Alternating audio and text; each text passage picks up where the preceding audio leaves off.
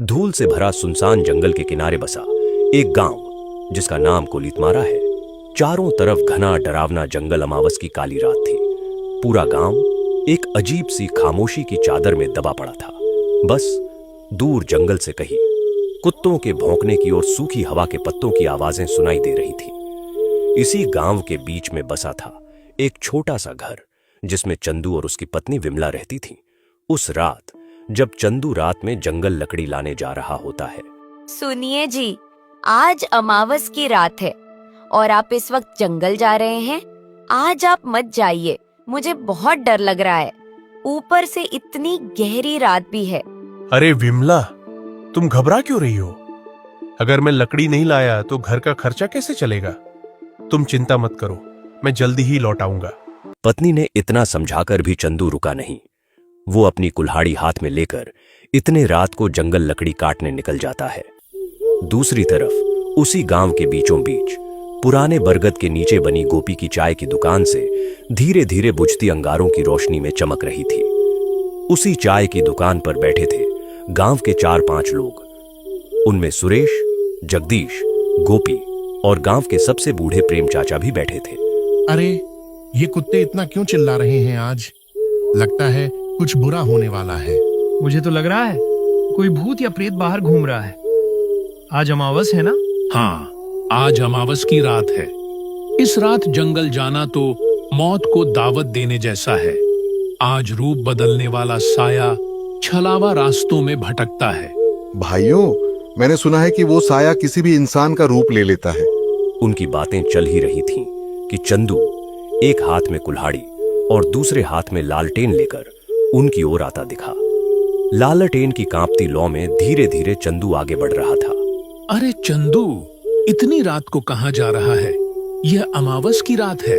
यह समय ठीक नहीं है बेटा। पागल हो गया है क्या चंदू?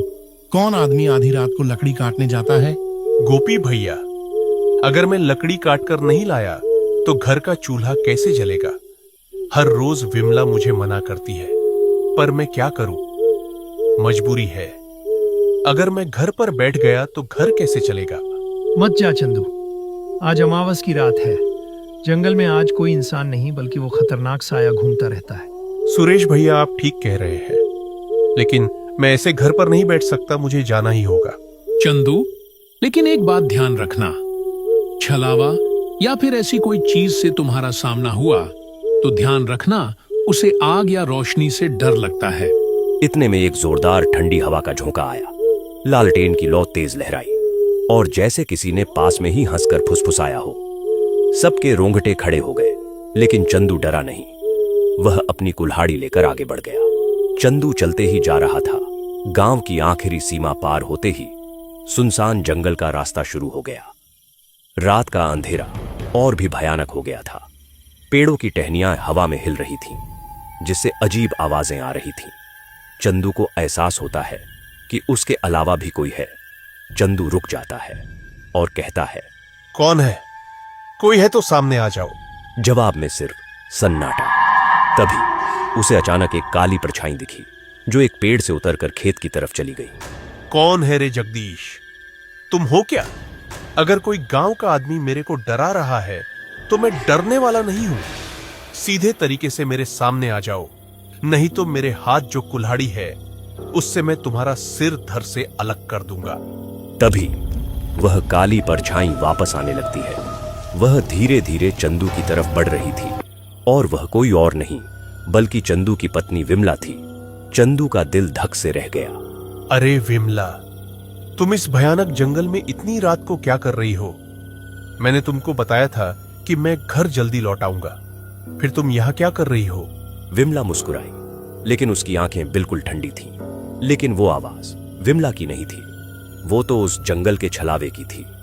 घर चलो चंदू, रात बहुत हो गई है। चंदू एक कदम पीछे हट गया। उसी पल विमला जैसी आकृति धीरे धीरे धुंध बनकर गायब हो गई। यह देखकर चंदू का खून जमने लगा। यह कौन था? यह तो विमला नहीं थी, यह तो इस जंगल का छलावा था। फिर भी चंदू रुका नहीं, वह आगे बढ़ने लगा।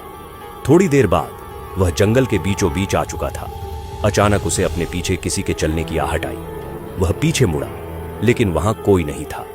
ये सब देखकर चंदू जोर से चिल्लाया। कौन है रे? सामने आ। मेरे साथ आंख मिचौली मत खेल। हिम्मत है तो सामने आ। तभी एक बार और उसके पीछे धीमी खुरदुरी आवाज आई, जैसे किसी 50 साल के बुढ़े की आवाज हो।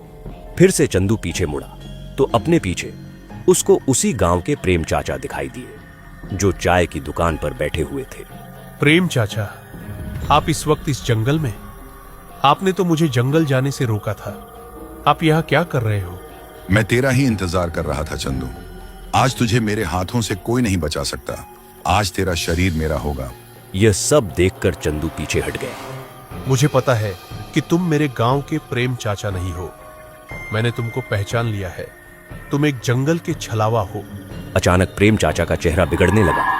आंखें लाल, दांत लंबे और चेहरा किसी दानव जैसा हो गया। चंदू डरकर कुल्हाड़ी लहराता हुआ भागा। छलावा हवा में उड़ते उड़ते चंदू के पीछे आ रहा था। वो अजीब सी आवाज में हंस रहा था। चंदू भागते भागते जंगल के बीचों बीच पहुंच गया। उसे समझ नहीं आ रहा था कि अब क्या करे। पीछे से छलावे की हंसी। चंदू कांपते हुए हाथों से कुल्हाड़ी उठाकर, आजा, मैं डरता नहीं तुमसे। तुझे जो करना है कर ले। छलावा एक झटके में चंदू का रूप लेकर सामने खड़ा हो जाता है। अब 2 चंदू थे, एक असली, एक नकली। चंदू, अब तू क्या करेगा? अब तो मैंने भी तेरा रूप ले लिया है। अब कौन सा तू और कौन सा मैं? अब तो तुम्हारी पत्नी विमला भी मुझे नहीं पहचान पाएगी। तभी अचानक छलावा चंदू के ऊपर छलांग मारने ही वाला था कि चंदू को अचानक प्रेम चाचा की बात याद आई।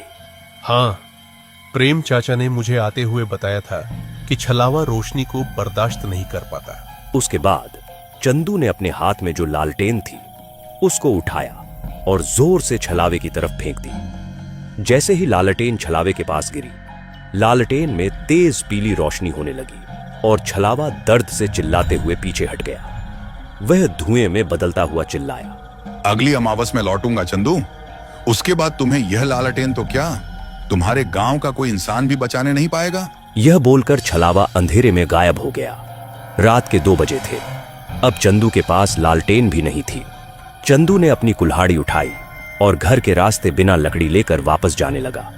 थोड़ी दूर चलते चलते चंदू थक जाता है, इसीलिए वह एक पेड़ के नीचे आराम करने बैठ जाता है। क्या करूं, कुछ समझ नहीं आ रहा है। रात भी बहुत हो चुकी है और मेरे पास तो अब मेरी लालटेन भी नहीं है। ऐसा करता हूं, आज की रात यहीं जंगल में पेड़ के नीचे सो जाता हूं। सुबह होते ही चला जाऊंगा। दूसरी तरफ चंदू की पत्नी विमला घर के दरवाजे के पास खड़ी होकर उसका इंतजार कर रही थी। रात के ठीक 4 बज चुके थे। तभी विमला खुद से बातें करते हुए बोलती है, हे भगवान, रात के 4 बज चुके हैं और अब तक ये घर क्यों नहीं लौटे? उनको कुछ हुआ तो नहीं होगा? अब मैं क्या करूं? थोड़ी ही देर में सुबह हो जाती है। सुबह होते ही विमला गांव में जो चाय की दुकान है उसके पास आने लगती है। चाय की दुकान पर वही लोग बैठे थे जो रात को चंदू को समझा रहे थे। क्या हुआ विमला, तुम आज चाय की दुकान पर कैसे आई? सब ठीक तो है ना? नहीं प्रेम चाचा, सब ठीक नहीं है। कल रात को चंदू लकड़ी लाने जंगल गए थे, लेकिन चंदू जंगल से अब तक घर आए ही नहीं। मुझे बहुत ही चिंता हो रही है। विमला, तुम चिंता मत करो, अभी हम सब उस जंगल में जाकर देखते हैं। उसके बाद सभी चंदू को ढूंढने जंगल की ओर जाने लगते हैं। थोड़ी दूर जाने के बाद उनको दूसरे गांव का एक लकड़हारा उस जंगल में दिखाई देता है। बेटा, तुमने किसी आदमी को इस जंगल में देखा है क्या?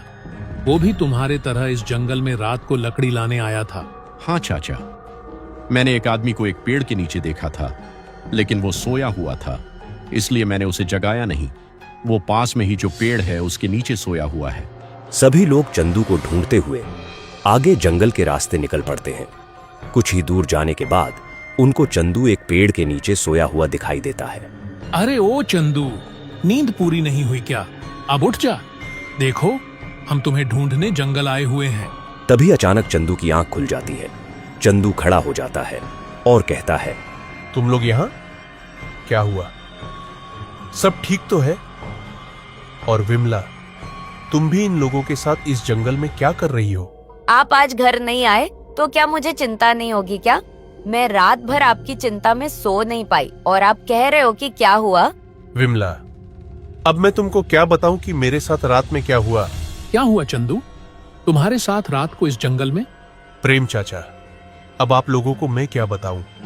कल रात जब मैं लकड़ी लेने इस जंगल में आया ना, तो मुझे विमला का रूप लेकर इस जंगल का छलावा मेरे सामने आया। उसके बाद वो गायब हो गया। थोड़ी देर बाद फिर से वह छलावा आपके रूप में मेरे पीछे मुझे मारने आया प्रेम चाचा।